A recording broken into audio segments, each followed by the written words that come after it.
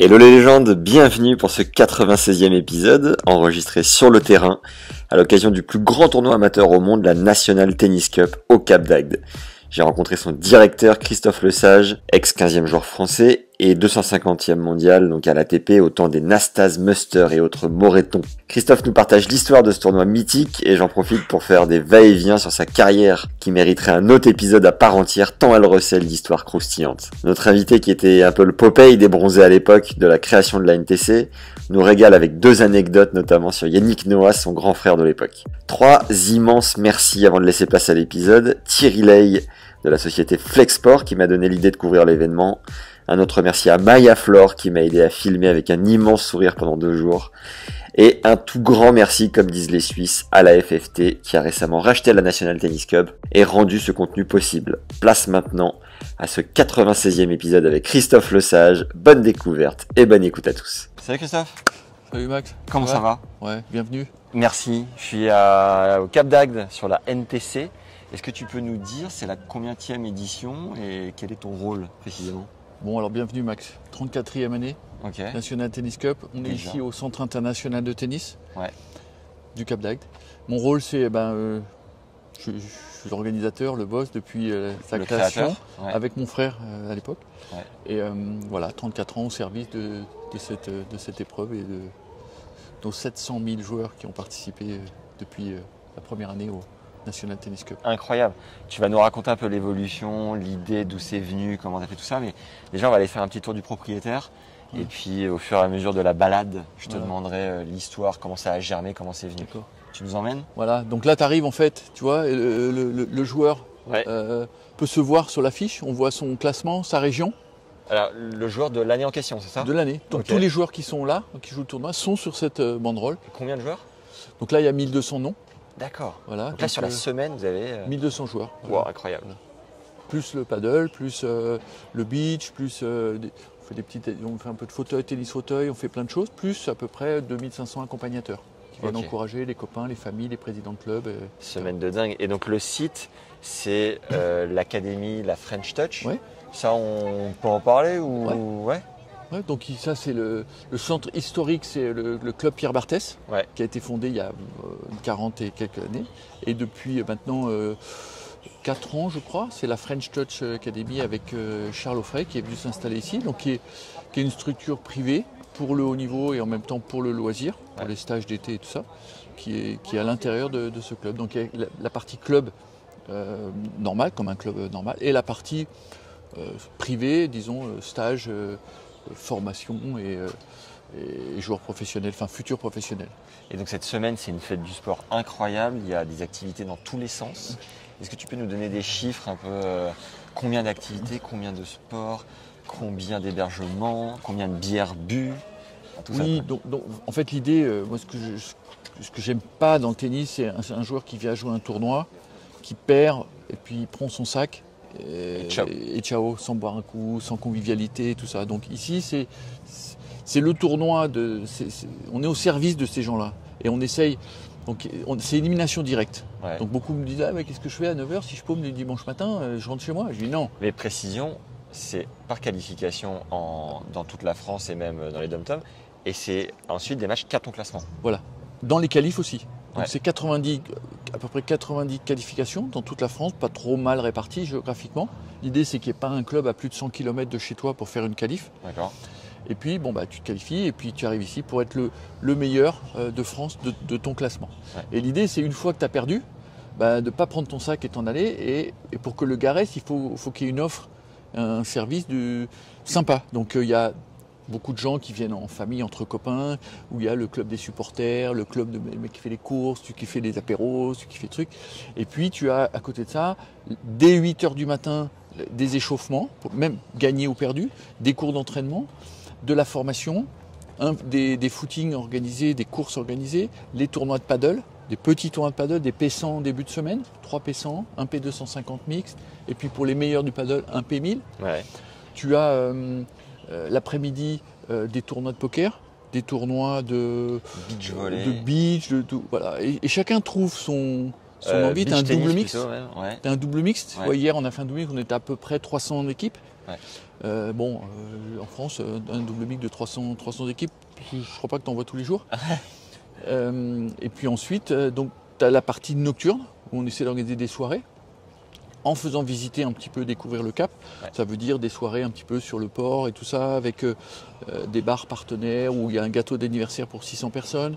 Après, on offre à tous les participants la grande roue, tu vois, pour visiter le Cap et tout. Magnifique. On fait des visites avec un petit train, tu vois, qui fait des découvertes du Cap.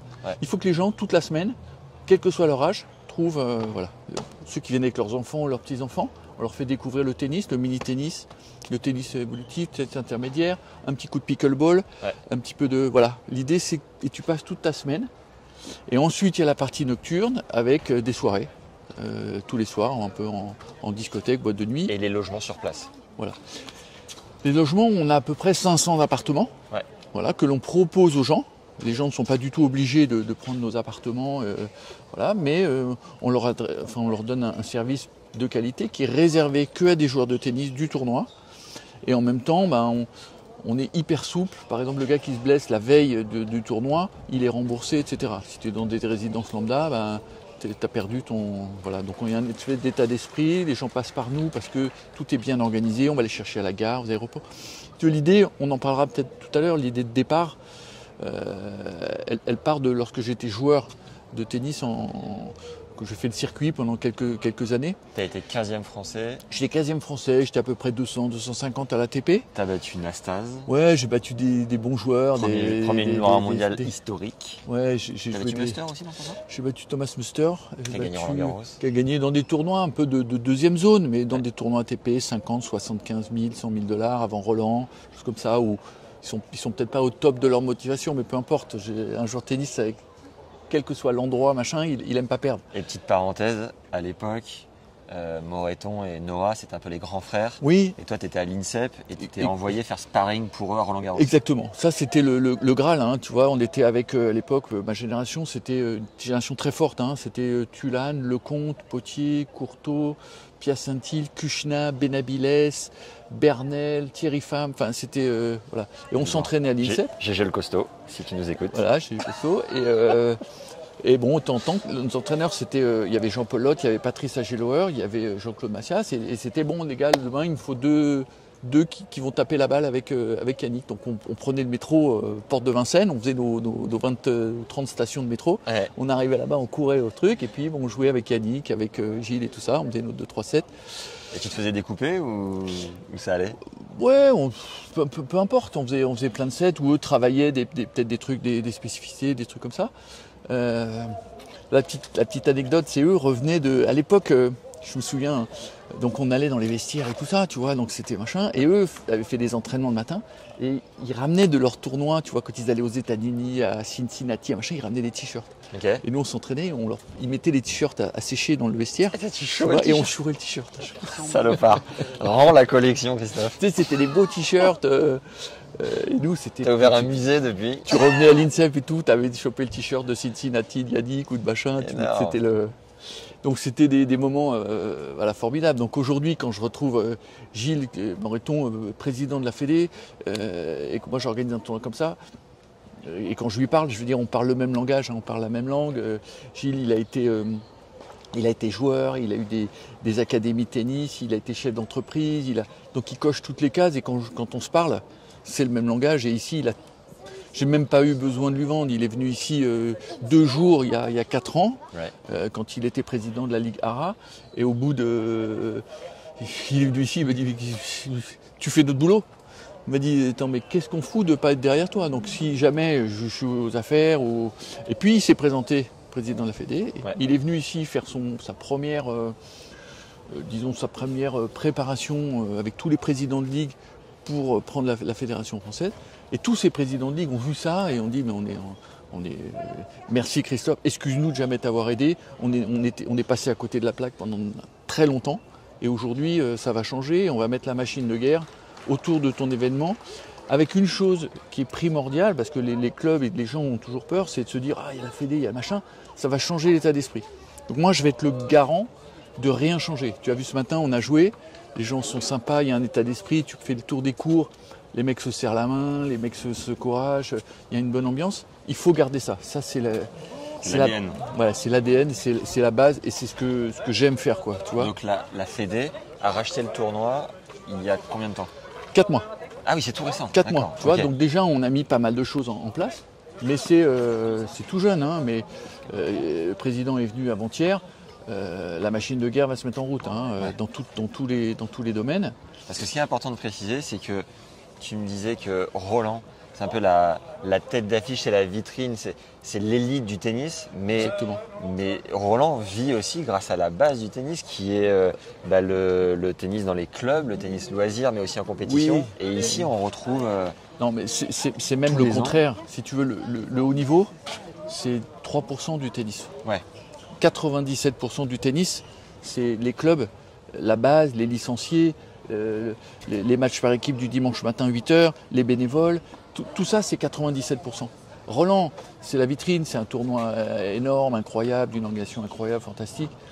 Et ça permet de financer un petit peu tout ça. Ouais. Mais il n'y aurait pas... Roland, ça serait difficile de financer, mais il n'y aurait pas tous ces joueurs, il n'y aurait pas de Roland. Bien sûr. Donc c'est un tout. Et puis avant, tu me parlais un petit peu de l'état d'esprit, comment ça m'est venu et tout ça. En fait, est-ce que tu ne nous dirais pas ça en faisant le tour du proprio? Ouais, si tu veux. Qu'on aille voir quand même les vieux. Ok. Allez. Donc là, à l'entrée, tout le monde sur l'affiche. Merveilleux. Voilà. Donc juste mon nom. Après, bon, tu rentres dans le club, voilà, comme ça. Allons-y. Donc toi, tu as joué en quelle année? Redis-nous. Écoute, le circuit. J'ai joué, donc j'étais à l'INSEP, donc 62, 72, 75. 60. J'ai fait l'ouverture d'INSEP en fait, la première année. Donc c'est il y a 44 ans, un truc comme ça. Ah, t'étais la toute première année. Toute première édition. Incroyable. D'accord. On était les pionniers de l'INSEP tennis. D'accord. Voilà. Et ensuite, donc là tu arrives. Le pro shop du club et une autre partie qui est notre village, notre cœur de ville du tournoi. Le pro shop, on passera tout à l'heure. On peut revenir en allant sur les cours. Très bien. Et qu'est-ce que tu ressentais d'être choisi pour cette première édition de l'INSEP? J'avais 12-13 ans. Ouais. Je m'entraînais dans mon club. J'ai jamais été dans les bons. Tout de suite, tu vois, au tennis, je m'y suis mis... J'étais dans un environnement et dans un club tout petit, mais je faisais du foot, du judo, du tennis, tu vois, plein de choses comme ça. Et puis tout d'un coup, c'est le tennis qui a un petit peu pris le dessus.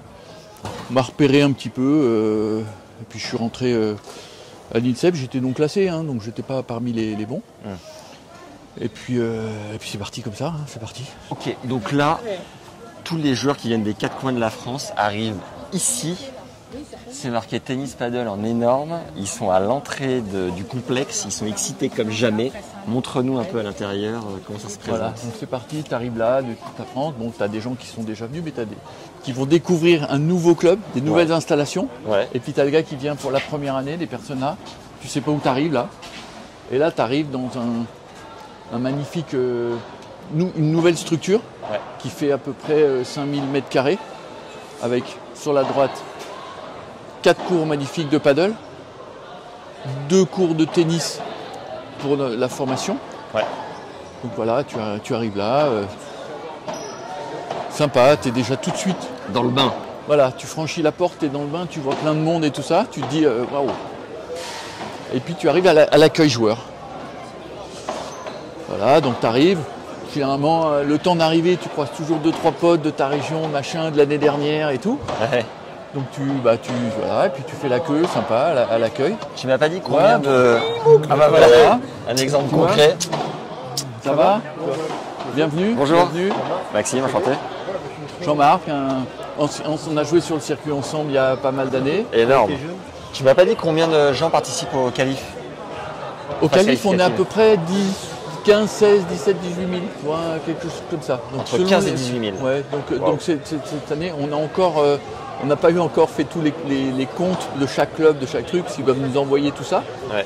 Mais ouais, c'est ça. Alors on est monté beaucoup plus haut, puis après c'est descendu. On a un petit peu moins de clubs de qualif, mais disons que La moyenne des clubs a augmenté. On a repris 25-30% cette année d'augmentation. On avait perdu avec le Covid, les gens qui avaient peur de reprendre la compétition, nouveau système de classement, un peu. Voilà. Et là, formidable. Je crois que j'ai un petit cadeau d'accueil à récupérer. Voilà. Si tu me permets. Hein. Zamora, on va essayer. Et voilà, magnifique. Je n'y suis pas. Parce qu'il y a des personnes qui inversent le nom et le prénom. Ah, et si on met Max, mais c'est pas dit que je suis inscrit. Hein. Parce que si je suis pas dans le tableau, je suis pas dedans. Voilà. Donc est-ce qu'on peut faire un tournoi? Donc là, il y a un contrôle. Premier contrôle. Le joueur qui la douane, déjà, ça, c'est cadeau. Le joueur qui s'est qualifié, eh ben, il s'est déjà enregistré par Internet. Ouais. Et quand il s'est enregistré sur Internet, on lui a envoyé « Bravo, maintenant vous êtes inscrit. Vous allez vous inscrire sur l'application du tournoi qui va vous donner toutes les informations dès votre arrivée. » Donc là, normalement, quand tu arrives, si tu es bien qualifié, tu vas apparaître. Voilà. Allez, avec plaisir. Et ce ruban, il permet quoi? Ce ruban, il permet d'accéder à toutes les activités où le pass est obligatoire. D'accord. Et je peux aller en boîte aussi? C'est à toutes les soirées et à toutes les activités dans Très bien. Vous trouverez un programme avec certaines participations. Merci beaucoup. Voilà. Allez. Merci beaucoup. À bientôt. Donc là, tu es enregistré. Ouais. On a signalé que tu es là. On a vérifié si tu étais bien connecté à l'app du tournoi. Ouais. L'app du tournoi te donne toutes les informations de tout ce qui se passe dans la journée, te donne ta convocation. Si jamais il pleut ou il y a quelque chose, ça te reprogramme. Ça te redonne toutes les informations en live. Si on a un événement de dernière seconde, Yannick Noah arrive dans le village, hop, tout le monde. Une exhibition par exemple. Une exhibition, Maxime, exactement. Ce matin, on l'a mis une demi-heure avant ou un quart d'heure avant, boum, et puis la tribune s'est remplie. Ouais. Et c'est ça pour tout ce qui se passe, tous les événements. Magnifique. Ensuite, tu as reçu dans ton dossier. Tu peux venir derrière. Donc là, tu reçois un petit programme quand tu rentres, avec quelques informations et tout ça. Et surtout, tu as le programme du tournoi jour par jour, toutes les animations, heure par heure, voilà, pour chaque jour, pour toute la semaine, avec les temps forts à chaque fois.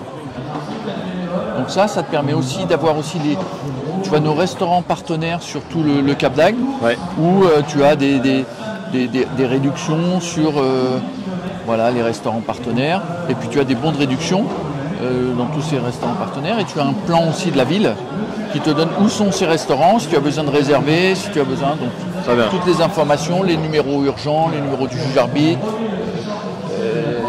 la pharmacie, l'hôpital, enfin là-dedans tu as tout ça. Et tu l'as en même temps sur ton app. Super. Allez, on continue. On continue. Où est-ce que tu nous emmènes? Donc là tu rentres dans le village, le cœur de vie du tournoi. Ouais. Alors ici à l'année ce sont 6 cours de tennis. D'accord. Voilà. Et pendant cette semaine, c'est transformé, c'est le cœur de vie, avec un podium d'animation, comme tu peux entendre, les stands partenaires, nos juges arbitres. Donc les juges arbitres sont 6 juges arbitres, pas arbitres, mais juges arbitres. Les cours d'entraînement. Donc les cours d'entraînement sont sur l'app également. Tu as 8 cours d'entraînement où les gens peuvent réserver du matin au soir leur terrain. Okay. Voilà. Je vais d'ailleurs aller venir m'initier moi aussi un petit peu au... Toi tu baisses d'un ton. Ah, je dois me taire, on me dit Tennis Légende, puisque Max de Tennis Légende, les Mayas sont parmi nous. Oh, il est parti.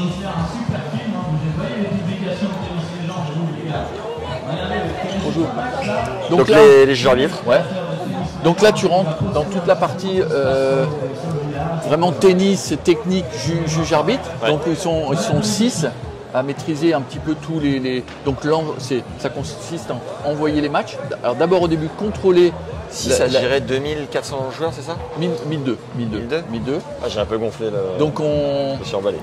Donc au début on a géré que la personne soit bien licenciée bien sûr, qu'elle ait bien un certificat médical et sa pièce d'identité, que c'est bien le bon joueur qui joue et qui ne se fasse pas remplacer par quelqu'un. Tout ça c'est checké. Ensuite ils font toute la programmation des matchs. Sur à peu près, on va jouer entre 300 et 500 matchs par jour. D'accord. Ce qui est colossal, ce qui est autant qu'une quinzaine à Roland-Garros. Par jour. Ah ouais, pour se rendre compte, c'est... On a plus de terrains, mais disons que... Combien de terrains il y a? On joue sur à peu près 30 terrains sur le Cap, plus des terrains à Valras et des terrains à 7.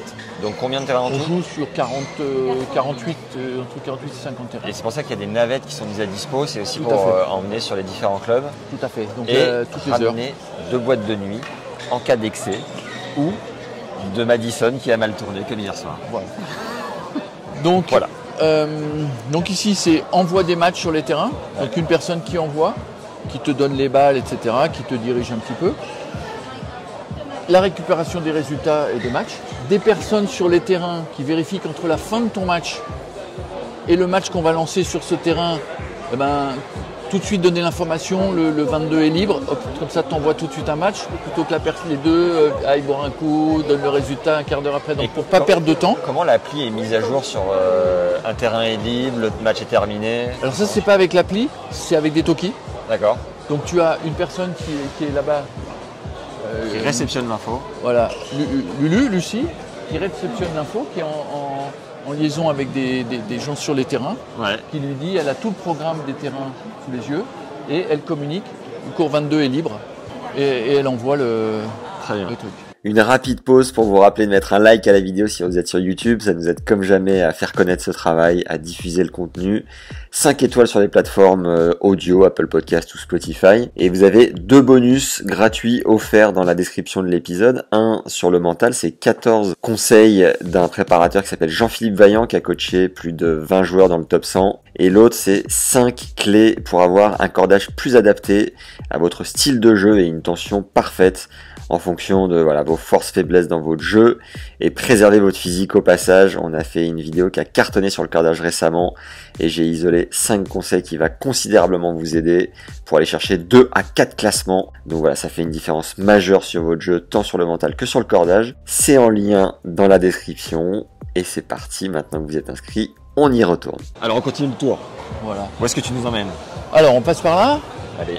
Donc là, on en parlait il y a 5 minutes, c'est l'app du tournoi. Ouais. En fait, c'est notre partenaire Movin depuis plusieurs années maintenant, avec des développeurs, etc., qui se mettent vraiment au service de l'événement, qui comprennent très bien, parce que tous ont été classés négatifs ou connaissent bien l'épreuve. Donc ils sont à notre service pour donner du confort et de l'information à tous ces gens. Magnifique. Ça a combien de temps? Ça fait 8 ans qu'on travaille ensemble, mais il y avait un autre nom. D'accord. Mais maintenant, c'est Ça fait Movin. 8 ans que vous avez une appli? Non, on avait des différents services et petit à petit, elle s'est modernisée et tout ça, avec un système de NFT qui sont cachés un petit peu dans toute la ville. Ouais. L'idée, c'est qu'à chaque fois que tu fais du sport ou tu fais des matchs de tennis, tout ça, tu emmagasines des points et ces points te donnent, tu peux gagner des lots ou des trucs comme ça. Et on cache aussi des NFT dans toute la ville, chez les partenaires, etc. Tu collectes tout ça et tu gagnes des petits lots. Vous êtes plein de surprises. Ici, notre stand de presse, donc les joueurs, quel que soit ton niveau, vont être au fur et à mesure qu'ils gagnent, ils sont en finale. Viens, on fait juste un petit plan. Mets-toi là. Et tu m'expliques rapidement ce qu'on fait. Voilà, Ici. donc là, tu es dans disons, l'interview d'après-match. Ouais. Donc, comme les champions. C'est-à-dire que tu sors de ton terrain, tu viens ici. Alors, on va le faire sur les finalistes et vainqueurs, pour avoir l'interview de vainqueur. Quel que tu sois à 30, à 2-6, à 15-4, tu auras ton interview qui est relayée sur le... On peut débriefer un match exhibition aussi très rapidement? Ah ben, bien sûr. Bon, alors je trouve que tu as encore une bonne main, que sur le déplacement latéral, forcément, bon, tu peux faire un peu de fractionné pour te remettre dedans. Mais la volée en contre-pied et l'exploitation de ma faiblesse en coup droit était optimale de ton côté. Que tu peux me faire un petit feedback dans l'autre sens? Bah moi j'ai été au maximum. J'ai tout donné. J'ai tout donné. J'ai caché un peu ma fatigue et tout. Mais je me suis bien amusé. C'était le principal. Il manque un petit peu de pratique, un peu d'entraînement, un peu d'automatisme. Perdu un peu de muscle. On sent que tu as du métier parce que quand tu as fait intervenir le jeune pour souffler, c'était un beau coup. Voilà. Ça s'est fait partie des... Mais en tout cas, c'était super sympa. Et... Voilà, ça m'a fait du bien. Et vivement la prochaine. Voilà. Allez, on y retourne. Et j'ai fait mon heure de tennis, disons pour le semestre. Très bien. Alors, où est-ce qu'on enchaîne? Non, on continue? Ouais. Donc là, on arrive sur le stand NGTV. Donc les matchs des cours centraux sont filmés. Ouais. Donc, tu peux, après ton match, récupérer la cassette de ton match. Génial. Et à partir des finales, c'est en live, en streaming, en live. Donc quand tu as 31 ou tu as du monde dans la tribune et tu joues un match qui va être au couteau, voilà, Tous les matchs peuvent c'est être un récupérés souvenir. par IGTV. Ouais. Incroyable. Voilà. C'est bon ça. Alors là, on continue. Alors attends juste une seconde. On continue, là tu arrives sur le stand photo. Ouais. Alors au-delà d'un stand photo, c'est un stand, tous les matchs, quelle que soit l'heure, quel que soit le cours et l'endroit, tu vas avoir un photographe professionnel qui va venir te prendre en photo. Et tu pourras retrouver ici tes photos. Donc c'est pendant tes matchs. Et en même temps, tu peux personnaliser ton affiche du tournoi. Ouais. Ici, sur le mur là-bas. Ah très bien. Voilà, tu personnalises ton affiche avec donc ta tête va apparaître à la place de l'affiche que tu as dans les mains sur le programme. On va le faire ensemble. Et voilà, on va le faire ensemble. On voit ça plus tard. Voilà. Les premiers mois ensuite- pour le faire. Et ensuite, tu as aussi ton NFT avec Ouais. ton affiche qui devient quelque chose d'unique, qui peut tourner la propriété. Peut-être un jour, Qui prend de la valeur. notre photo, notre affiche, Aura une on la certaine vendra cote. des millions de dollars. J'espère. Il n'y a pas de raison. Mais bon, si ça n'arrive pas, c'est pas grave. Ah aussi. Donc là, tu arrives sur la partie un petit peu de sportive, disons, de nos partenaires.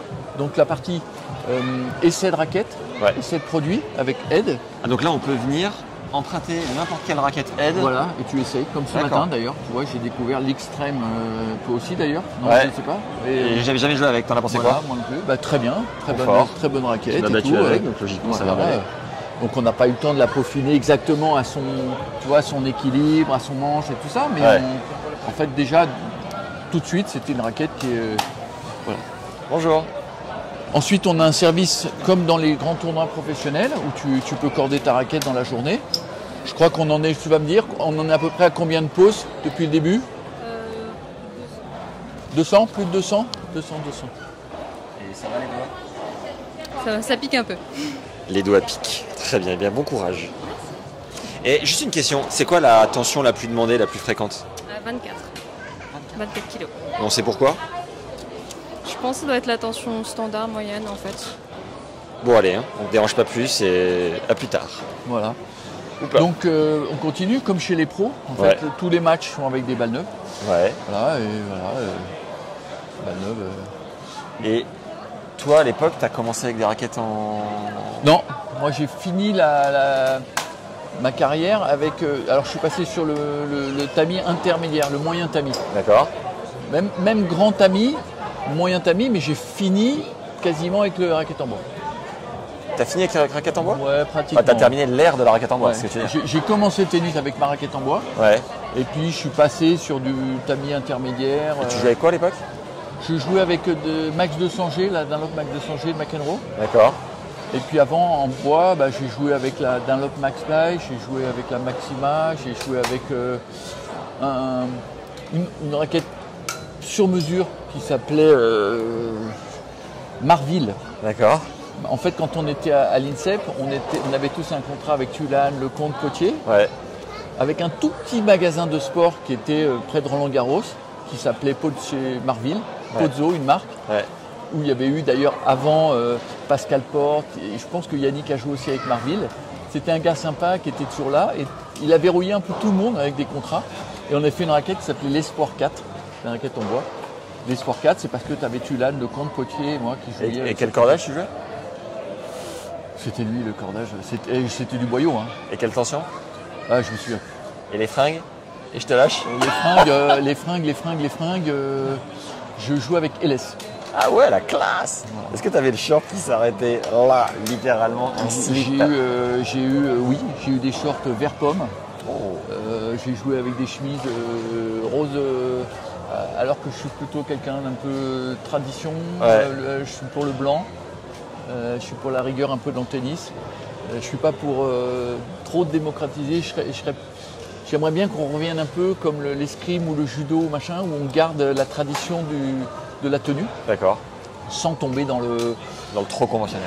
trop conventionnel, mais une tenue qui est des pieds à la tête, c'est bien, mais quand quelqu'un met un truc rouge avec un truc vert, avec des chaussettes de... Pas ton truc, pas ta cam. C'est trop... je trouve que ça fait partie de la tenue vestimentaire. Elle devrait être inculquée, elle l'était avant, quand on avait les profs de tennis qui étaient des maîtres professeurs, qui arrivaient avec une belle tenue. Ça, tu peux permettre de dire aux enfants qu'ils entraînent, pour jouer, vous allez vous habiller en tenue de tennis. Ouais.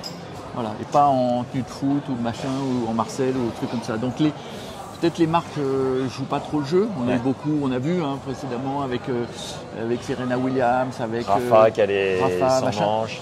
L'année prochaine, pour la revanche, tu n'auras pas le débardeur de Kyrgios. Hélas. Je trouve que Federer défendait Incarne. beaucoup plus. Ah oui, la classe, évidemment. Incarnait la classe et tout ça. Bon, après, les goûts, les couleurs, c'est tout ça. Mais je suis plus pour revenir à un truc un peu plus cadré. Tradi. Et il faut que les BE et les profs soient les premiers à montrer l'exemple. Ouais. La casquette à l'envers, le machin, le truc. On fait ce qu'on veut. Mais sur le terrain de tennis, dans un club de tennis, je crois qu'il faudrait revenir à un truc un petit peu plus cadré. Ok. Voilà, c'est Une envie. c'est mon... voilà. Très bien. Donc Tennis Warehouse. Donc en fait, Tennis Warehouse, c'est... il distribue tous les produits de Ed sur cette épreuve. Très bien. Donc un partenaire depuis 4 ans maintenant, avec qui on s'entend très bien. Et Ed, historique depuis le début, non? Non, Ed, ça fait 15 ans, je crois. D'accord. Alors le stand gaufre, où il faut absolument faire un petit crochet parce qu'il y a une légende qui est derrière les fourneaux. Alors, ici en fait, tu as entre guillemets la caisse.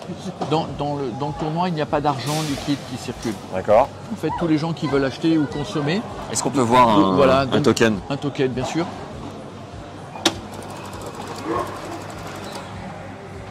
Donc tu achètes en fait des tokens qui te permettent avec ça.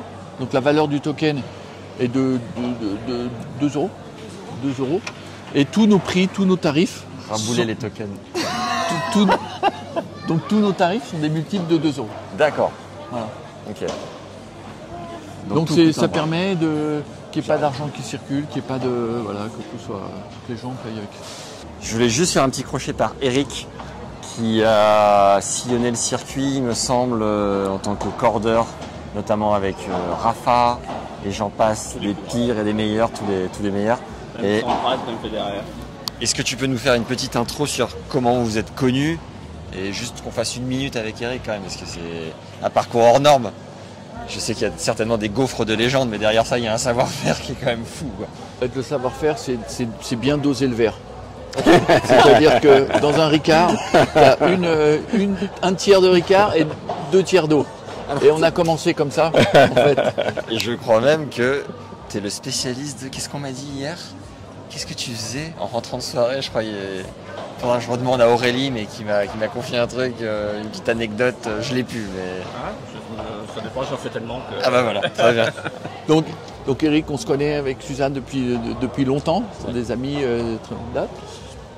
Une petite anecdote entre nous, c'est que ma meilleure victoire, c'est Muster, et la première fois qu'il accordait, c'était Muster. Un pro. Et c'était à Monte-Carlo à 42 kilos, sur Voilà. un petit ami. Mais toi, tu l'as joué où? Moi, je l'ai joué à Chartres, dans un tournoi qui était 75 000 $ juste avant Roland. Et donc Master 42 kilos Oui, sur un racket sur un qui faisait petit... Ah ouais, c'était les premières, c'était pas très lourd, hein. C'était 320 grammes, quoi, tu vois.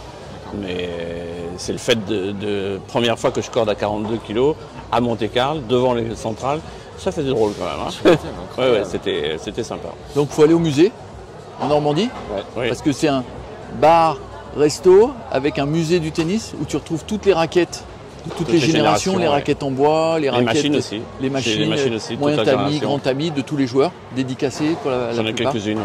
Tu lui as filé ta collection de t-shirts? Oh bah, il l'a. On refera un podcast ensemble, vraiment Pas de souci, dédié à ouais, ta ça. carrière, parce que je suis ravi de t'avoir rencontré. Ouais. Et à très vite. Et d'ailleurs, je cordais ici pendant 10 ans, et puis après j'ai laissé la place à Tennis Warehouse. D'accord, très bien. Allez, à plus tard. Ouais. Un petit mot sur la Réunion. Donc là, tu arrives sur l'île de la Réunion. C'est plus que l'île de la Réunion. C'est des amis de longue date. On s'est rencontrés avec Philippe. Philippe donc, habite à la Réunion. Ouais. Et il y a près de 20 ans, il est venu me voir à Paris. Notre première rencontre, 20 ans. Ça va Philippe? Ça va, ouais. Tu veux boire un petit punch? Non, c'est gentil, mais le cœur y est. J'adore, j'adore. Ou alors après, quand t'as un petit moment, tu viens. Avec plaisir. Bienvenue. Merci beaucoup. Donc il y a 20 ans, on s'est rencontrés. Il est venu à Paris. Moi, j'ai des bureaux à Boulogne, près de Ronan. Il m'appelle, il dit voilà, moi je suis de la Réunion. Je voudrais bien qu'on fasse une qualif là-bas et tout. Bon, il revient et tout. Je l'ai reçu dans mon entrepôt, tu vois, assis sur 2 cartons de balles. On a bu un coup, tout ça. Et puis l'aventure a commencé. Et puis ça fait 20 ans. On a fait quoi? 20 ans de qualif avec à peu près entre 500 et 800 joueurs à La Réunion qui font les qualifications. Ouais, partout sur l'île. Partout sur l'île, un peu nord, sud, est, ouest. Il vient ici avec une quarantaine de Réunionnais. Donc cette année, il y en a un petit peu moins parce que c'est une petite période de transition. Mais Ouais. on va repartir fort avec la fédération, avec aussi une volonté de travailler avec tous les dom-toms. Ouais. Donc Philippe va être en charge de faire le lien avec tous ces dom-toms. Et donc 20 ans d'amitié, voilà, donc et puis on va de temps en temps, pas tous les ans, mais on va lui faire un petit. Confiance, amitié, Magnifique. ce sont les règles de la vie de tous les jours Ouais. et on y tient. Et tu me disais que, parce que forcément pour un Réunionnais c'est un peu plus cher de venir ici avec le transport, qu'il y avait une aide à un moment donné. Ouais, alors C'est un peu je plus suis pas compliqué, très calé, mais- tu le dirais peut-être mieux que moi, mais il y a une aide territoriale L'aide de la complète. région en fait, c'est ce qu'on appelle La l'aide de la continuité. continuité territoriale. Et la continuité territoriale octroie à toute personne ayant le plafond requis administratif, enfin financier, une aide de 300 € sur un billet d'avion. Mais C'est tous les 3 ans. voilà, maintenant c'est un petit peu plus compliqué, c'est tous les 3 ans. C'est pour ça que là, on est en train de réfléchir justement pour pouvoir donner la chance aux Réunionnais dans un premier temps, mais aussi à tous les Domiens de pouvoir venir participer à cette grande fête. Parce que c'est une fête française et les Outre-mer font partie de la France. Donc pour nous, on doit pouvoir trouver une solution qui va permettre de pallier à ça. Et je voudrais On en rajouter. reparle autour d'un petit punch. Et en fait, Philippe a fait aussi quelque chose que j'ai trouvé ça bien. En fait, tous les gens n'ont pas les mêmes moyens. Et en fait, on faisait des aides pour venir ici un petit peu en fonction de tes moyens. Tu vois, le gars on voulait pas empêcher un qualifié La Réunion qui n'a pas un radis, qui est pas, voilà, de pas venir. Donc lui était financé peut-être à 80%. Ah ouais. Et celui qui était, je sais pas, Et pharmacien. financé par qui? Par la globalité du budget du tournoi. Du budget, tu vois. Incroyable. On aidait en fonction un petit peu des âges, des sympa. moyens de chacun. Le pharmacien payait peut-être un peu plus que le. Voilà. Et tout ça, bon, ça a créé aussi une. Voilà. Et quand on va sur l'île là-bas et tout, on est super accueillis dans les clubs. On est. Voilà. C'est une famille la Et NTC. on continue pendant longtemps. Et maintenant, ils nous font déguster un petit peu les petits punchs et les plats réunionnais. J'espère l'année prochaine nous faire goûter la cuisine. Oh, on se retrouve tout à l'heure en tout cas, à l'apéro. Merci beaucoup. Ok, où est-ce qu'on enchaîne Christophe? Donc ici un stand Odalis, c'est notre partenaire hébergement, Ouais. où on a à peu près 500-600 appartements Ok. chez Odalis sur 2-3 résidences. Combien ça coûte une semaine ici sur Écoute, l'hébergement? si tu prends un 2 pièces, 4 personnes pendant une semaine, tu vois, c'est à peu près 400 €. Ouais, Voilà, pour 4 personnes. ouais. Ouais, c'est Voilà, hyper correct. donc c'est vraiment correct. On est hors saison, enfin on est en vacances scolaires, mais on est hors saison. On a la ville pour nous et toutes ces résidences sont bloquées que pour les gens du tournoi. Magnifique. Donc il y a une ambiance aussi dans chacune des résidences où il y a un resto en bas et tout, il y a la musique, ça danse. Et c'est la sympa. plage ici est à 500 mètres il me semble. Hein. Oui, on est là à 300 mètres. En fait, on est entouré de plages. À 500 Voilà. mètres. C'est pas évident tous les jours. Alors, Donc là, on a le stand de Smartly, voilà, qui est Le stand quoi Smartly, ouais, qui est notre partenaire ok. en fait événementiel, donc qui est une activité de marquage pour le textile. Ouais. C'est celui qui nous fournit les gourdes qu'on donne à chacun, tout ça, pour essayer de contribuer à l'écologie, enfin, etc., pour pas vendre beaucoup moins de bouteilles en plastique sur les terrains. Donc la gourde sert toute la semaine. Tu fais bien d'en parler. Est-ce qu'il y a d'autres points où avec les années vous êtes amélioré pour avoir un impact un peu moins important sur la semaine? Oui, alors on a fait un très gros travail, je vais être très honnête, il y a 2 ans, avec un de nos participants, un de nos fidèles participants, qui est complètement dans ce truc. Et on a fait beaucoup de réunions pendant tous les lundis, en fait, parce que c'est un voisin à Saint-Germain-en-Laye, avec un grand mur, avec des post-it, où on a vraiment brainstormé beaucoup là-dessus, avec une volonté de le faire. Et puis le Covid est arrivé. Ouais. Il a fallu reprendre après le tournoi. Et j'avoue qu'on a un petit peu mis de côté cette partie pour se concentrer sur relancer le tournoi, repartir. Mais c'est quelque chose avec la fédération qui va être primordial.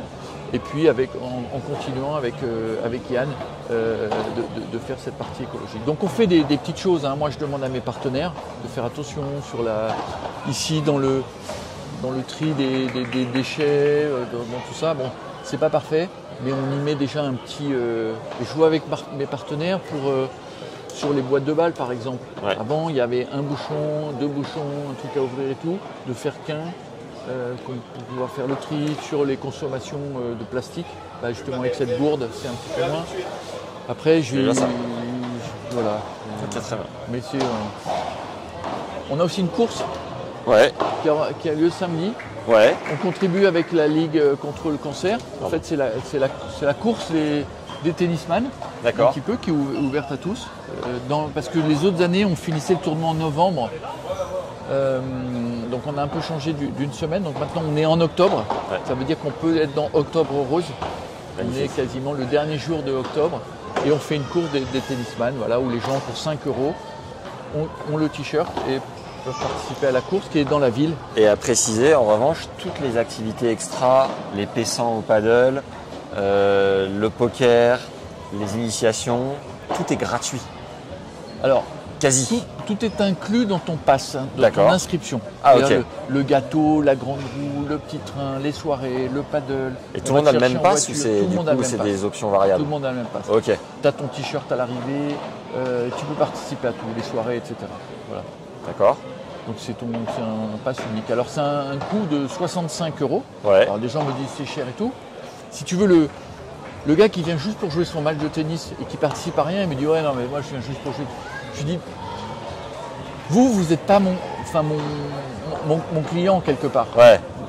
Il y a des milliers de tournois toute l'année où vous jouez votre tournoi, vous partez, voilà, vous payez 10 balles ou 15 balles ou 20, ou, voilà, et vous partez. Nous, ce joueur-là,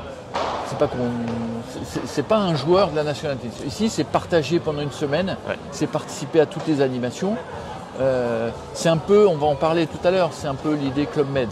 On va en parler quand tu vas me demander comment ça a germé tout ça. Ouais. Voilà. Donc, on est sur quoi? On est sur de la famille qui veut participer et découvrir plein de sports, ou sur des passionnés de sport en règle générale, des gens qui viennent faire la fête? Tu dirais que c'est quoi la répartition de la population de la NTC? Alors, moi avec ma boîte en fait tout seul, j'ai pas pas l'étude de tout ça. Je suis pas armé pour faire ça. C'est des coûts importants pour analyser tout ça. Mais bon, je te dis, il y a 1200 joueurs, 3000 accompagnateurs. T'en as qui viennent ici avec. T'as un enfant qualifié de 12 ans. Il vient avec le père, la mère, la petite sœur, le machin, le grand-père, la grand-mère. Le grand-père, la grand-mère, ça reste, ça visite, ça va à la plage, ça reste dans le Cap, ça vient une fois pour voir jouer le petit-fils, mais ça participe pas à tout. Okay. La mère, elle vient, elle fait la gym, elle fait le beach tennis, elle fait la gym le matin, elle fait les conférences.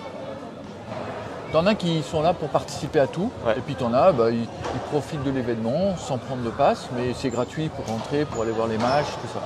Donc c'est open, chacun fait ce qu'il veut. Ce qu'on peut toucher là juste. Alors en fait, ici ce sont 2 cours en terre battue à l'année. Ouais.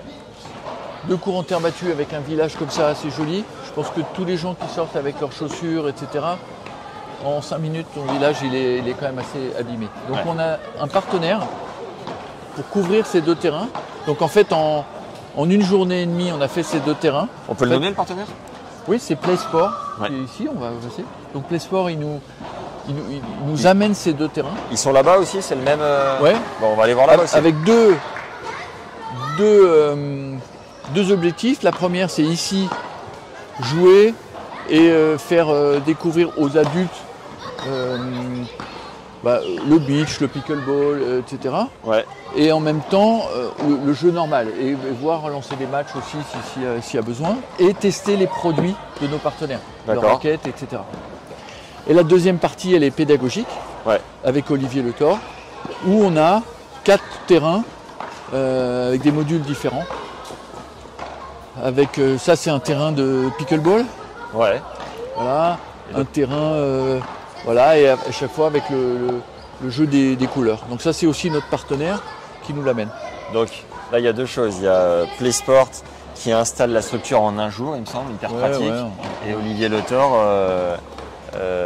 Tennis Couleur, qui a une pédagogie à part entière, donc, grâce aux couleurs, comme son nom l'indique. La partie tennis couleur avec Olivier Le Thor à certaines heures, et la partie aide ou mini tennis le matin avec les enfants et l'après-midi, et adultes aussi pour test de matériel, etc. l'après-midi à certaines heures. Les tests, voilà. Donc 2 heures par jour avec Ed et les mini tennis, et avec Olivier Le Thor 2 heures par jour aussi. Donc ici, un petit peu de terrain open, où à chaque fois qu'on a un événement ou quelque chose, bah, tu dois t'en souvenir, parce que je crois que tu as pris une tôle ce matin. Ah, je crois, non, c'était sur ce terrain-là. Une énorme tôle. Ce matin, j'ai ce qui s'appelle mordu la poussière. Donc là, c'est 2 terrains en fait multi-sports où ils sont transformés en fonction de... Donc hier, on avait un tournoi de poker là-bas avec 150 participants. Et avant-hier également, 2 qualifs et une finale hier soir. Sur l'autre partie, on a des moquettes qui se déroulent pour faire la gym le matin. 2 sessions de 45 minutes pour les femmes, avec une centaine de femmes qui font la gym. Il n'y a pas d'hommes qui font la gym. Il y en a un, mais il s'est fait jeter, il était... en infériorité. Il n'était pas assez souple sur le grand écart. C'est toi, non? Non. T'as arrêté il y a déjà 32 ans la gym le matin.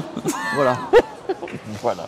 Et après, on laisse le terrain libre accès voilà, en attendant des animations qui vont arriver. Ok. Moulienne. Donc maintenant, on va passer à la partie paddle. Ah.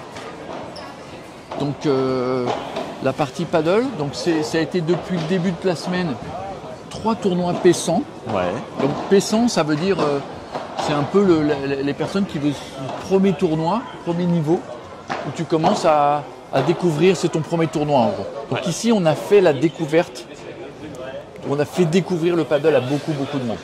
Vraiment, je vois des gens qui ont commencé ici il y a 2-3 ans, qui sont venus, tu vois, prête-moi une raquette, je vais essayer. Maintenant, ils jouent malheureusement plus au tennis, ils jouent qu'au paddle, ils font que des tournois, c'est des mordus. Incroyable.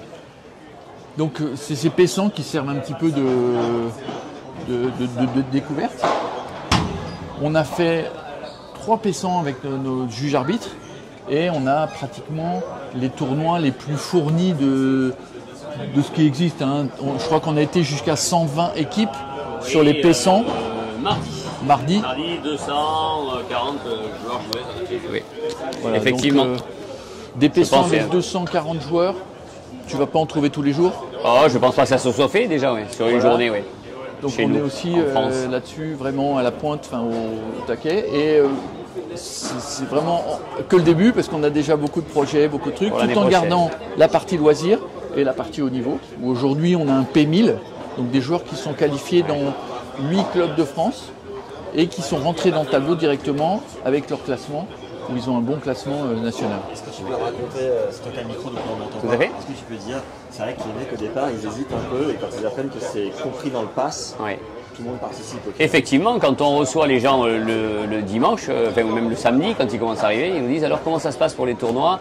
Et on leur dit ben voilà, on a un P100 dimanche, un autre lundi, un autre mardi, mais c'est le même tournoi. Non, c'est 3 tournois différents, donc on enchaîne. Et il dit comment on fait pour s'inscrire, comment c'est? Et je leur dis ben vous pouvez vous inscrire à tous les tournois. On a des feuilles, tu vois, d'inscription. Et on leur dit vous pouvez vous inscrire dimanche, lundi, mardi. Et bon, et c'est combien de tournois? Non, mais c'est compris dans votre passe. Ah bon, ben oui, lundi, dimanche, il y en a pas plus loin. Non, après jeudi, on commence avec les gros tournois officiels.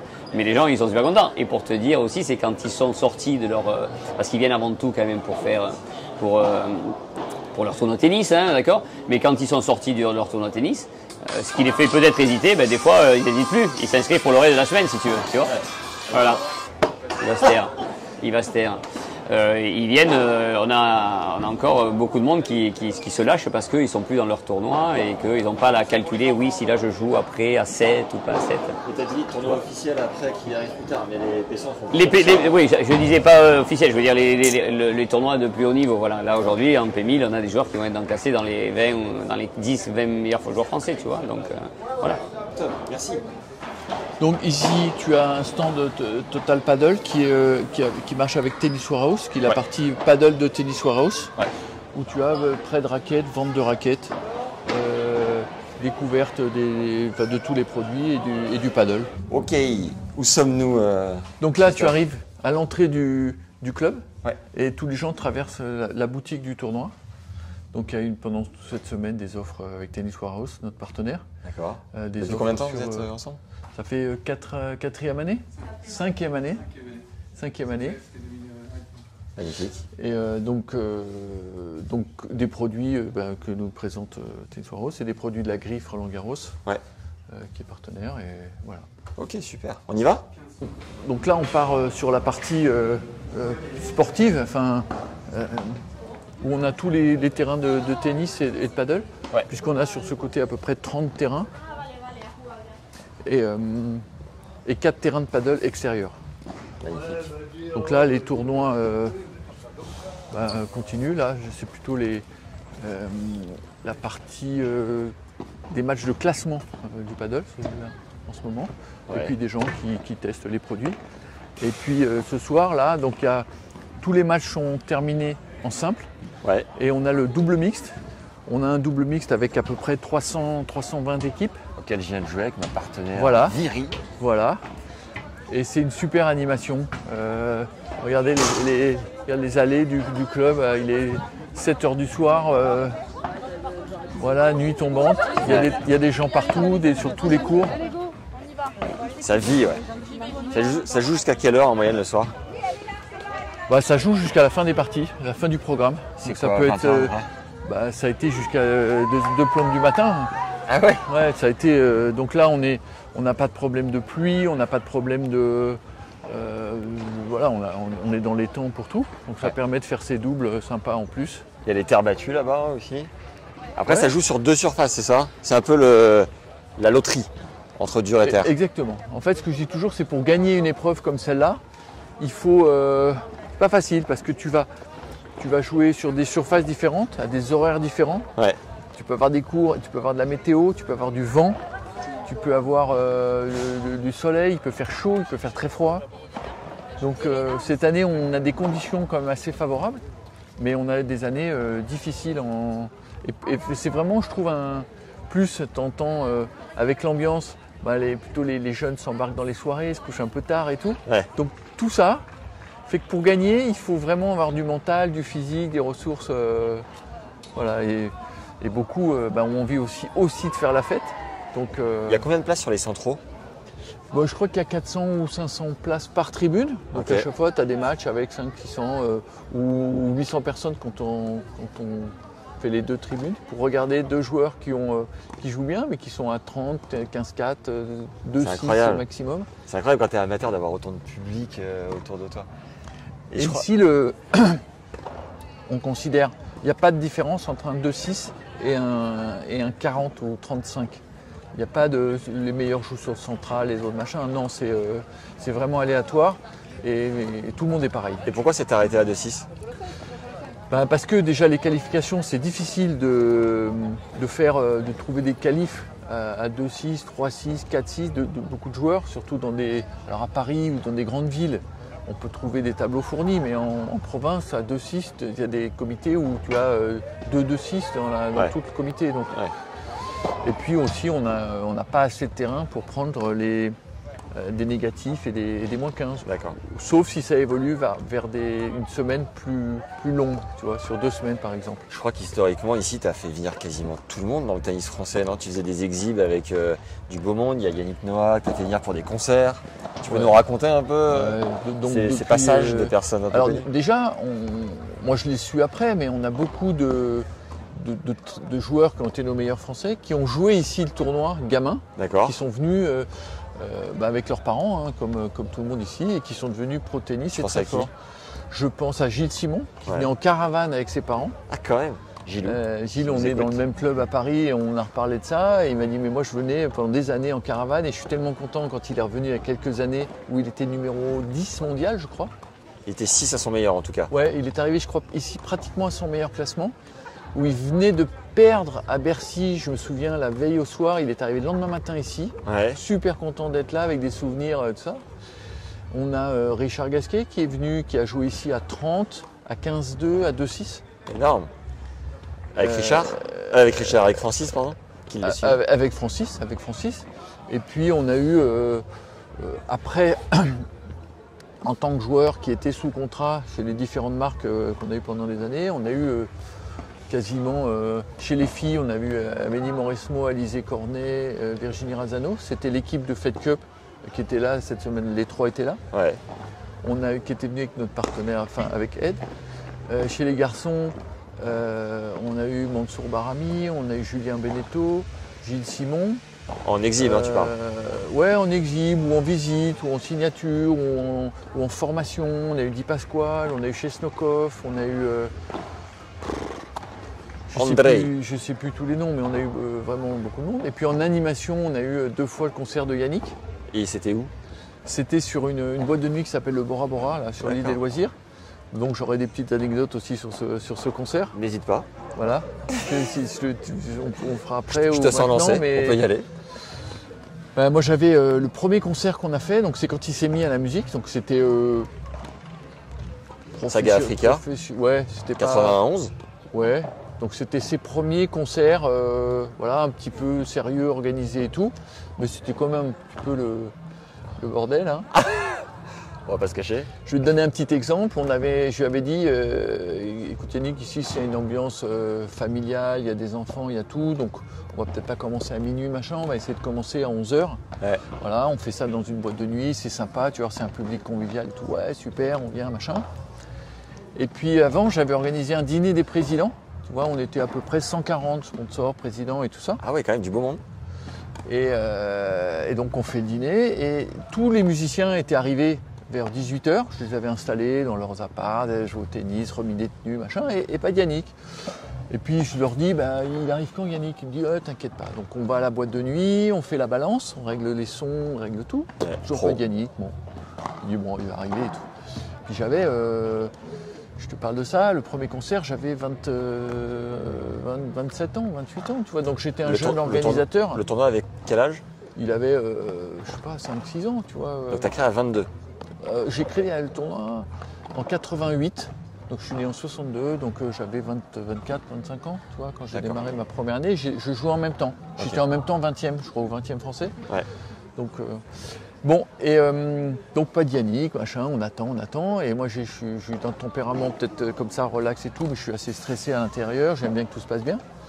Et donc je fais les 100 pas, tu vois, dans le resto, dans machin, je pars, je reviens, Oui, et puis je suis dans le hall de l'hôtel. J'attends Yannick. Je suis dans le hall de l'hôtel comme ça, ouais. Et je regarde la télé, donc là, tu vois, et je vois PSG Strasbourg, finale de la coupe, Yannick assis dans les tribunes au Parc des Princes. Non. Et sur le coup, tu vois, je me fais gaffe, je dis tiens, c'est Yann. Et à un moment, tu vois, je fais putain, mais c'est en direct. Je me dis, mais c'est pas possible.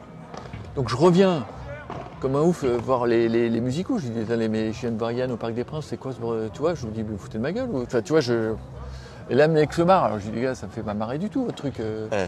Moi, bon, il y avait, je sais pas, 1200 personnes qui attendaient. Ah, quand même. Qui étaient déjà presque assis. Il était quoi, à 10h30? Il était, 10h30, 11h, tu vois. Il me dit, ouais, mais t'inquiète. Et en fait, il est parti du Parc des Princes vers la fin du match, tu vois, vers 10h30, un truc comme ça. Ouais. Il a été au Bourget? Ouais, enfin d'abord Pont de Sèvres, enfin Porte de Sèvres où tu as l'héliport, qui l'a amené au Bourget, en hélico. Et là, il prend un avion privé pour arriver à Béziers. Et il arrive ici à minuit, mais tu vois, il est poussière. Il m'appelle, il me dit, c'est Yann et tout, qu'est-ce que je fais? Je suis à Béziers, je suis tout seul, il n'y a rien. Et je lui dis, écoute Yann, tu prends n'importe quel truc qui a 4 roues, tu demandes île des loisirs, Bora Bora, et tu vois, et j'étais comme ça. Hein, j'avais même pour la première fois pris des petits cachets pour me détendre, pour me calmer, tellement j'étais stressé du truc, quoi. Et puis il est arrivé à minuit et demi, voilà, ouais salut, tu vas bien, machin. Il s'est foutu en condition avec ses potes et tout. Allez, on y va les gars. Et il m'a fait 2 heures de concert super. Ouais. Et puis donc moi j'ai même pas vu parce que il commence le concert et là tu vois je prends une petite boisson, me détendre un petit peu, je m'assois. Et là, tu as un videur, enfin un mec de là, il me dit, vous êtes l'organisateur? Je fais oui, il me dit, il y a 2 enfants sur le port qui ont eu un problème, il faut que vous alliez d'urgence, machin. Je repars là-bas, Je les emmène à l'hosto ou un truc comme ça. la Je reviens, dure vie. fin du concert, bravo, bravo et tout. Et Yann il me fait, écoute, je suis embêté parce que j'ai un rendez-vous ultra important demain matin, il faut que tu me ramènes à Béziers à l'aéroport, parce que ça ferme à 2h30, 3h. Donc là, hop, on repart dans le froid, sous la nuit. Enfin, j'ai l'impression de passer un transfuge, tu vois, à l'Est. Donc ça, c'était son premier concert. Je reviens et puis tu as tous les musicos qui étaient en train de picoler avec toutes les équipes, avec machin, le bordel partout. Et je me suis tapé bien sûr, personne après pour Le ménage. pour faire le ménage, démonter, remettre dans les caisses. Donc j'avoue que c'était une première édition, enfin un premier concert, une expérience. Et deuxième, un peu plus structuré ou pas? Deuxième, alors un peu plus structuré, mais avec une histoire sympa. C'est que j'avais invité ici comme joueur qui participait au tournoi, Charlie Couture. Ok. Donc Charlie, ça te parle peut-être pas. Je Comme un avion visualise sans aile. Pas totalement. Comme un avion sans aile. Tu peux nous la fredonner juste pour qu'on la remette? Comme un avion sans aile. Ok, non, encore moins. Et je suis pas. Donc Charles Ellis, c'est un Bien essayé. des plus grands. C'est celui qui a vendu cette chanson. Elle fait partie des tops des ventes en France de la musique. C'est vraiment un chanteur qui est aussi un artiste peintre et qui est aussi un sculpteur, qui est parti aux États-Unis à New York, qui a des toiles au MoMA. Ah, quand même. Qui est Charlie, on t'embrasse. voilà. Et Charles Ellis donc est venu ici et comme musicien, comparé à Yannick, sans être méchant, mais Yannick c'est un 15-4 Ah ouais. et Charles Ellis c'est une première série. Charlie. Musicalement, Charles Ellis Couture. Ouais. D'accord. Première série, ah ouais, beau. Ah non, mais Ouais. c'est même encore maintenant. Hein, Yannick il va te dire, attends, là on joue pas dans la même cour musicalement, tu vois. C'est des mecs. Et Charles Ellis donc vient. Et je lui dis, j'ai le concert d'Yann et tout, est-ce que tu peux nous faire un petit truc et tout? Il dit, ouais, super et tout. Et puis ils se parlent, ils font d'abord la balance ensemble. Ouais. Où Charles Ellis, quand même, il met au pas tous les musiciens de Yannick. Ok. Vois, comme si par exemple. Je m'entraînais avec Murray, quoi. Ouais, t'as 2-15-4 qui s'entraînent et machin. Ouais. Et puis tu vois comme ça, et puis t'as un mec à moins 15 ou première série qui arrive, et tu vas dire, attendez les gars. Okay, vous allez commencer à bouger les jambes, vous allez commencer à faire ci, tu vas commencer à jouer, tu vas enlever ton blouson parce qu'à chaque fois tu grattes avec ton manche, tu vas t'y mettre quoi, tu vois, puis on fait la répète et les mecs ils disent attends les gars, vous foutez de moi, enfin tu vois c'était, et je suis à Yannick putain, bon, il s'organise et donc Charlie doit venir à la 3e chanson après qu'Yannick ait commencé à chanter une chanson et revenir à la 15e ou 16e. Bon, tout se déroule bien, le concert sympa. Et 3e chanson, Charlie arrive comme un avion sans aile, qui est un tube, qui est un méga tube, vous verrez un peu. Et ça se passe bien, il part, super. Et à la 15e, bon, je regarde Yann sur scène, il me fait, tu vois, en chantant, il me fait, il est où Pas de Charlie. Bon, fini le concert, le machin, je me suis dit, il a dû se barrer. Et puis on rentre, donc Charlie avait paumé aussi en simple ce jour-là. Il jouait combien? Il jouait 30. Okay. Tu vois, il jouait dans le tableau des 30. Il avait paumé. Voilà, donc fin du truc, tout le monde part dans les loges. Moi je me dis tiens, je vais aller féliciter Yann, machin, et tout le monde et tout. J'arrive là-bas, et on arrive. Yann il me fait putain mais qu'est-ce qu'il fout Charlie, il était où? Et là on entend enfermé dans les toilettes, verrou pété, enfermé dans les toilettes. Ah ouais, chaud. Donc là on casse la porte. Et là, il sort comme ça. Donc, quand tu connais Charlie Couture, sa voix, sa tronche, son truc, c'est un personnage. Et il sort, il fait « Ah, les mecs, comme ça, c'est pas sérieux. » Il dit « Je vais appeler ma femme. Elle va demander ce que j'ai fait au tennis. Je vais lui dire que j'ai pris 2 et 2. Elle va me dire « T'as le concert, alors comment s'est passé le concert ?» Je vais lui dire que j'étais enfermé dans les chiottes. Elle me dit « Je vais avoir du mal à revenir au Cap, les gars. » Comme ça. Et puis après, on a bu un coup. Est-ce que tu peux nous expliquer comment tu as créé le tournoi? Alors, quelle était l'idée de base?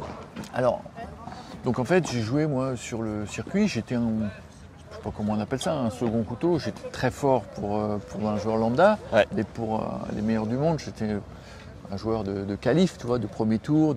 Bon, mais j'ai fait le même métier que tous ces gens-là, mais avec la particularité, c'est de profiter partout où je suis allé dans le monde. C'est-à-dire que je vivais moi le tennis. Disons sérieusement, hein, j'ai essayé vraiment d'être numéro 1 mondial, mais T'étais le Steph Robert de l'époque, guide du routard. non. Ah. C'était plus fêtard, Ah bon du fêtard. Ah ouais. Donc moi, chaque Ça le mérite là, d'être je peux honnête. te donner le nom de toutes les boîtes de nuit du monde entier, dans toutes les villes. Ah oui, d'accord. Le nom de... Et puis je dormais souvent, comme j'étais joueur de calibre, tout ça, chez l'habitant. Donc Ouais. je partageais localement partout. Et je faisais mon programme de tournois dans le monde, là où il y avait des clubs méditerranéens. Quelle machine. Et à l'époque, ce qui est toujours maintenant, mais moins peut-être, c'est moins perçu par les gens, mais le club méditerranéen à l'époque, c'était vraiment le partage, la convivialité, les tables ensemble, tu vois, enfin le tutoiement de tout le monde tout de suite, quelle que soit Les ton cases, échelle à sociale. l'époque.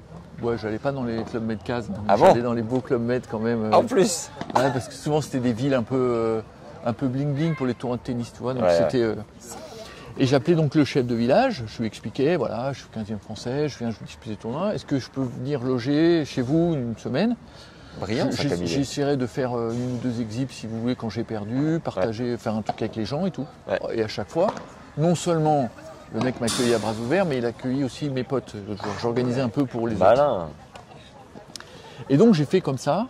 Le Brésil, Aïta Parica, Agadir, Marrakech, Marbella. Entre quel âge et quel âge 20 et 25 ans, tu vois, 20 et 24 ans. J'ai Et dû le- arrêter, et- moi, à 24 ans.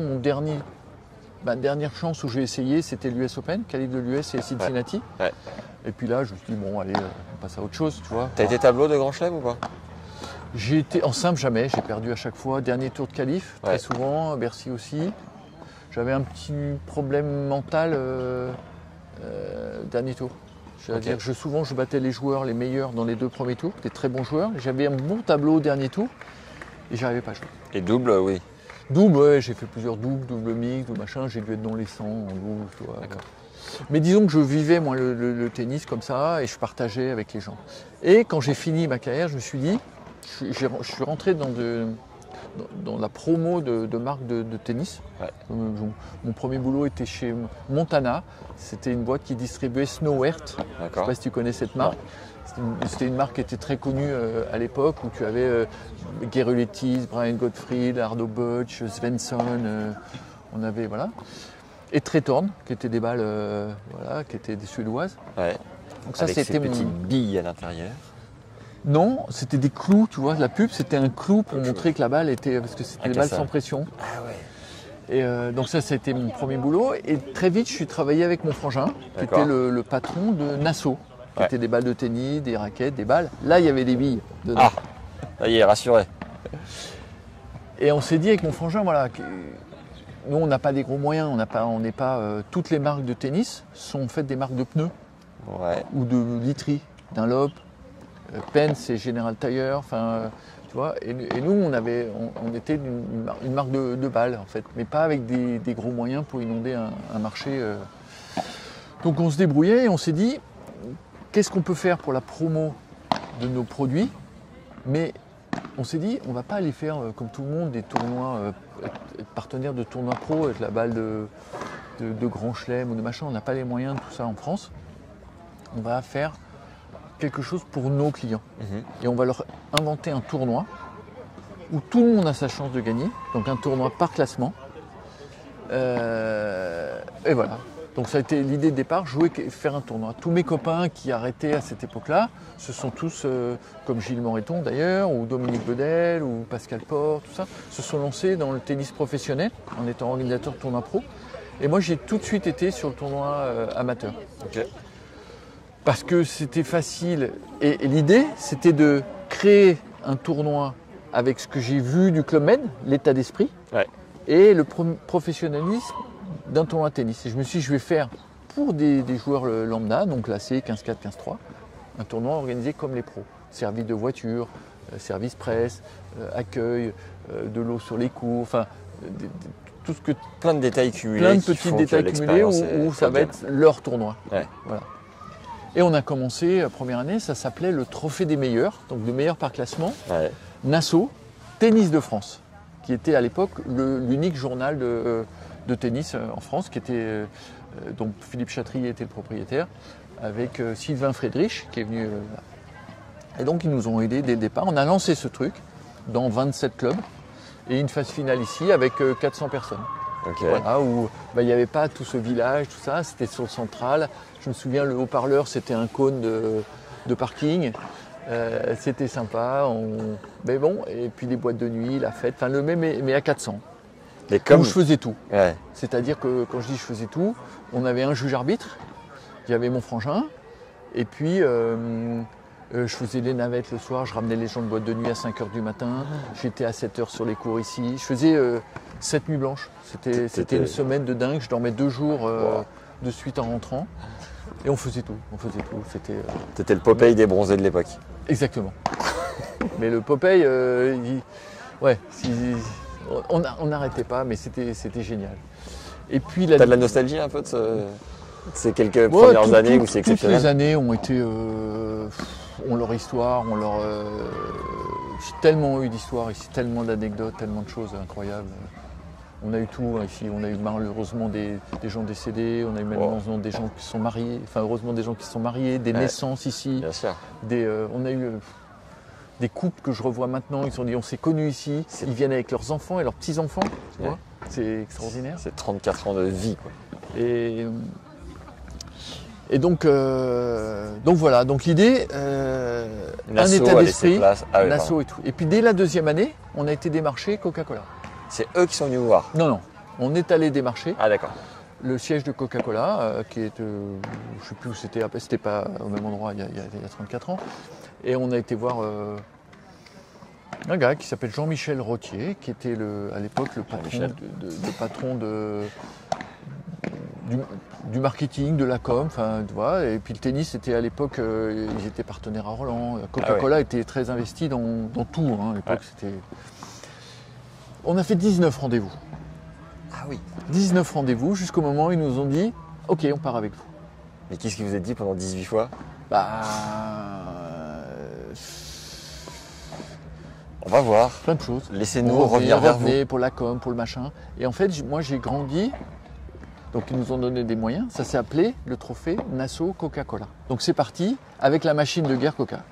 Okay. Donc quand je te dis la machine de guerre, moi, la com, le marketing, la pub, tout ça, je connaissais rien. Je n'ai pas fait d'études, tu vois. Et j'ai appris mon métier avec le service com de Coca. Événementiel de Coca, com, publicité, avec une rigueur de dingue, avec tout ce qui doit être fait ici. Il n'y a jamais un truc où le rouge n'est pas parfait, où le logo n'est pas parfait, où tout est contrôlé, tout est machin. Et une machine de guerre derrière en promo événementiel, ça veut dire qu'ici, tous les bars, tu as des vitrines Coca, les discothèques, c'est que du Coca, c'est des décors. Ils venaient avec des camions, avec des bateaux, avec des. Ça faisait combien d'éditions? C'était la première. Deuxième, 89. Et là, tu t'es dit, c'est la ruée vers l'or parce qu'ils vous donnaient des gros moyens Ouais, des gros moyens. Avec ton frère, vous deviez être comme des dingues. Ouais, donc. Je veux dire, on n'a jamais pensé à l'argent dans cet événement. Ouais. J'ai toujours fait et après me dire ça rapportera ou pas. Et en l'occurrence, l'argent est venu dès la deuxième année, c'est fou. L'argent est venu dès la deuxième année. Bon, Nassau avait très peu de moyens, donc c'était permettre de faire plein d'OP croisés Nassau truc. On a rentré notre partenaire Philips, machin.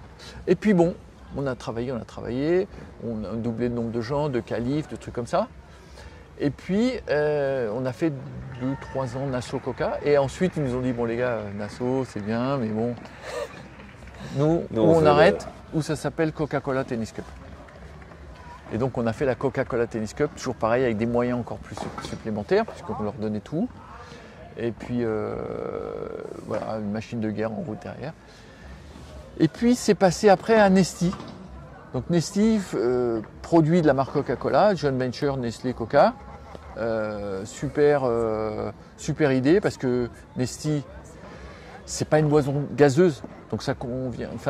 Alors, en fait, Coca, nous on travaillait une cible plus jeune, parce que c'est une boisson ado, gazeuse et tout.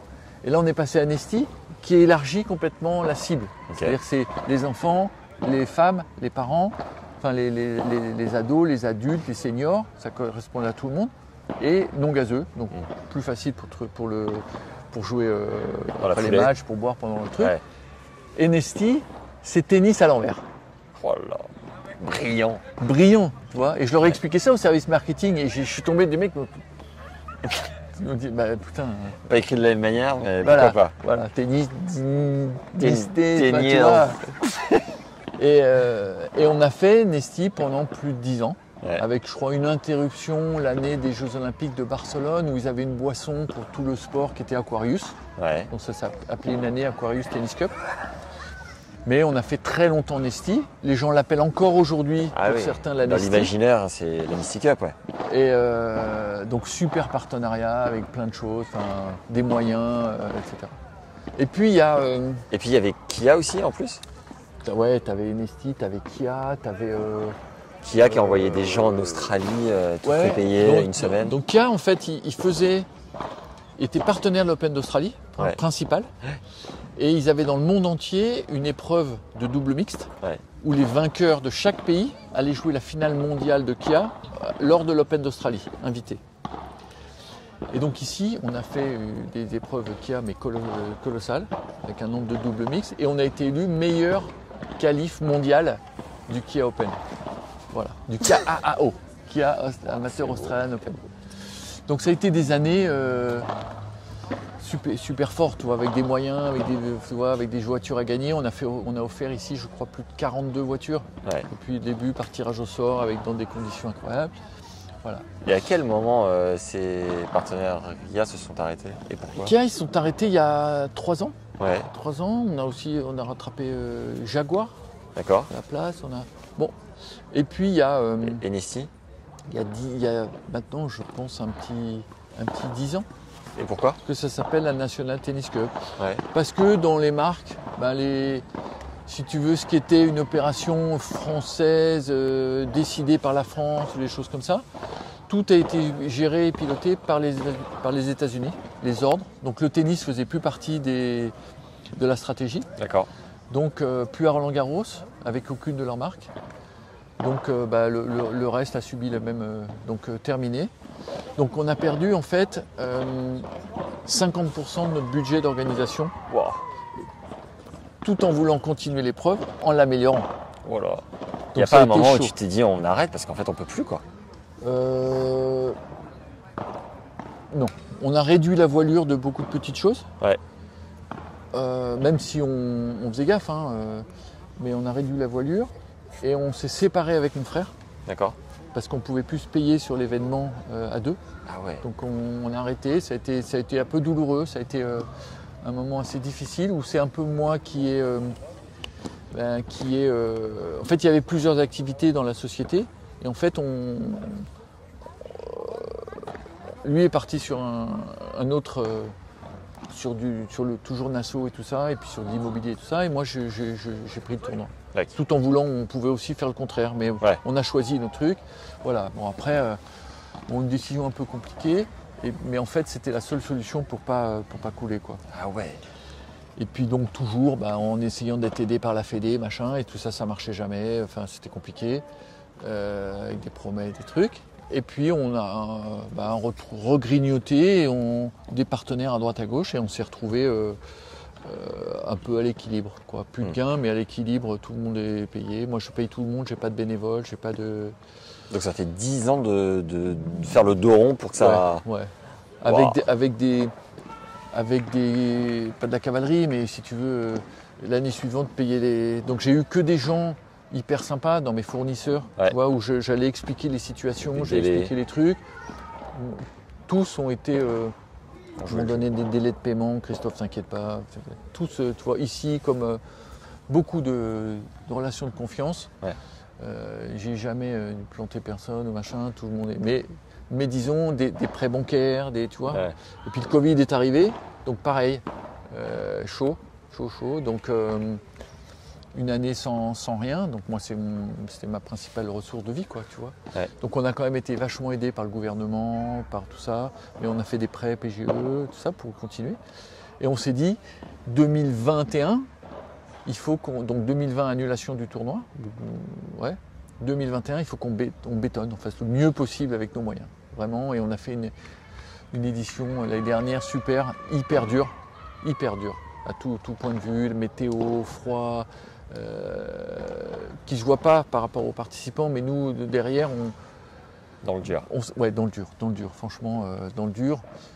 Mais on voulait vraiment montrer à la Fédé, qui maintenant était acquis, avec Gilles Moreton, il nous a dit maintenant, qui est venu avec toute une équipe de présidents de ligue et tout ça, qui se sont excusés de ne pas être là depuis tant d'années. Ouais.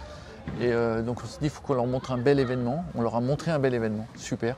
Et après, c'est parti. On a préparé le passage. Ouais. Au moins, le passage, les gens me disent, tu dois être triste, tu dois être déçu. Non, pas du tout, au contraire. Ce que je voulais, c'est que le tournoi perdure. Avec des moyens, avec l'état d'esprit, et moi je m'engage juste à préserver l'état d'esprit que j'ai donné depuis le début.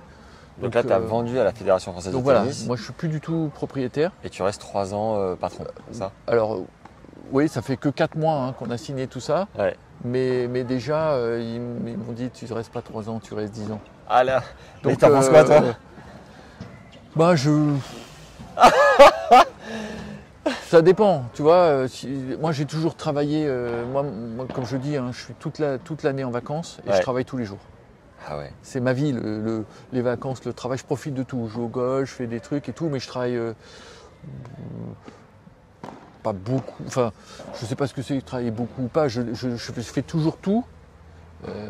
Faut que tout soit fait, sinon je dors pas. Tu vois, il faut que les choses soient faites, les choses roulent. Sinon, je suis même avec un air détendu, machin, je suis toujours stressé, tendu, machin. Avec un air de Popeye du Club Med de l'époque. Et il faut. Ça bouillonne là-dedans. Il faut que.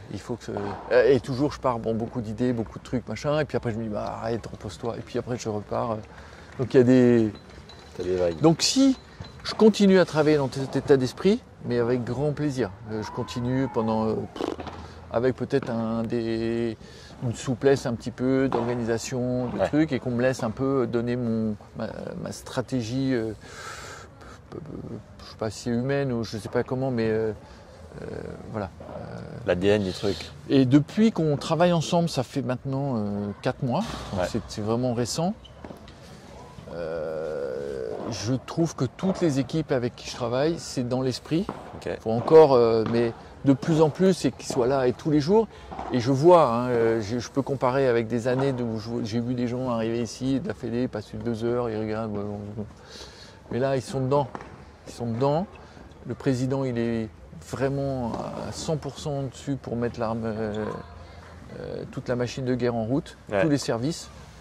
Nous, tout ce qui se fait dans le tennis, c'est applicable ici. Ici, on est un laboratoire du tennis. Format de jeu, 300-400 matchs par jour. Pour tester un format de jeu, c'est quand même formation d'arbitre, formation pendant 3 jours après en situation sur tous les matchs, formation de juge-arbitre.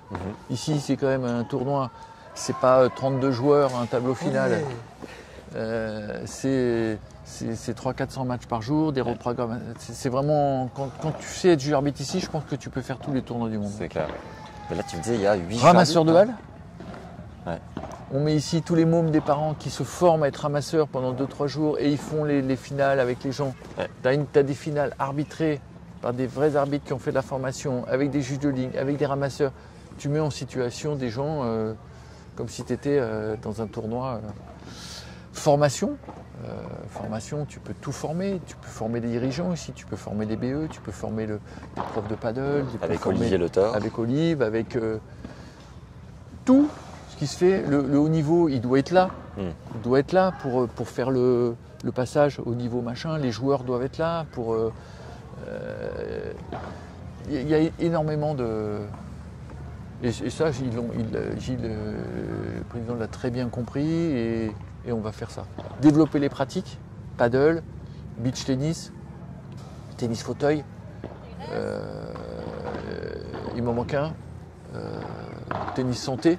Tu vois. Donc développer aussi tout ça avec des qualifs dans toute la France. Ne surtout pas oublier les qualifs pour les aider, pour le confort.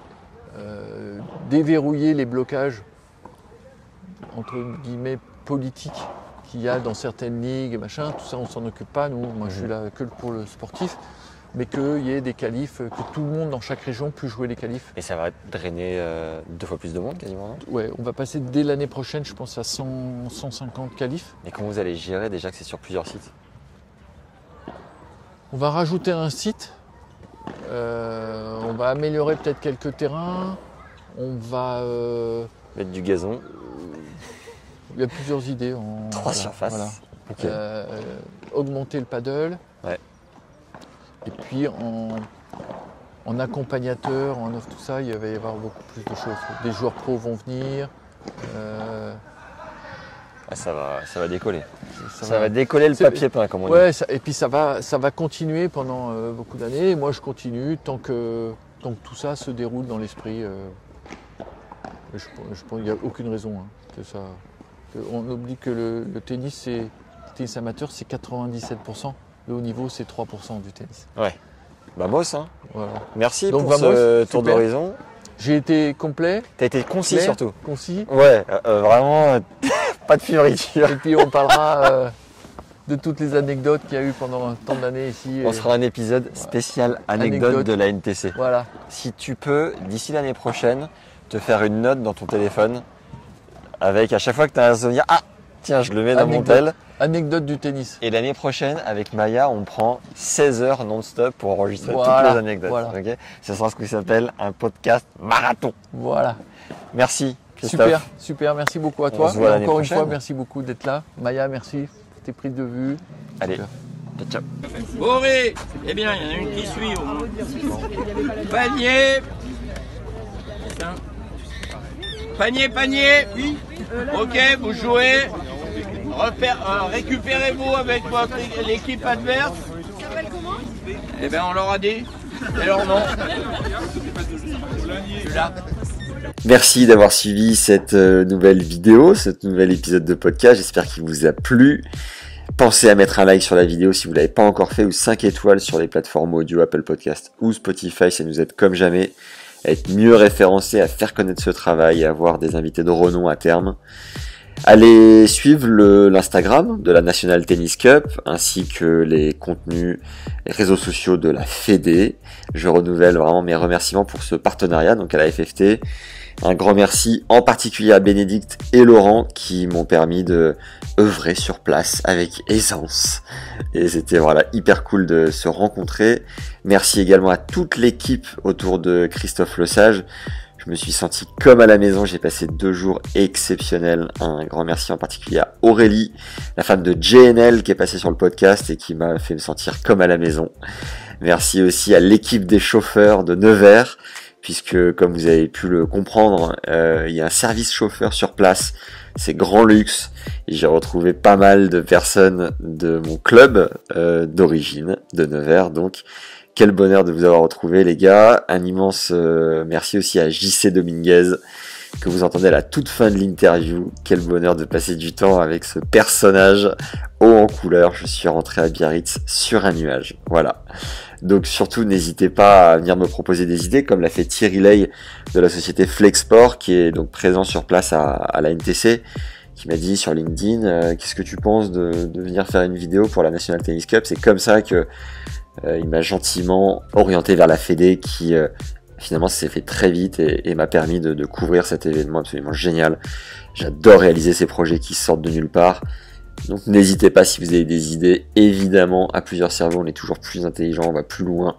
Et voilà, grâce à vous maintenant, j'ai la chance de faire des rencontres incroyables et de me permettre d'aller un petit peu plus loin dans les contenus que je vous propose.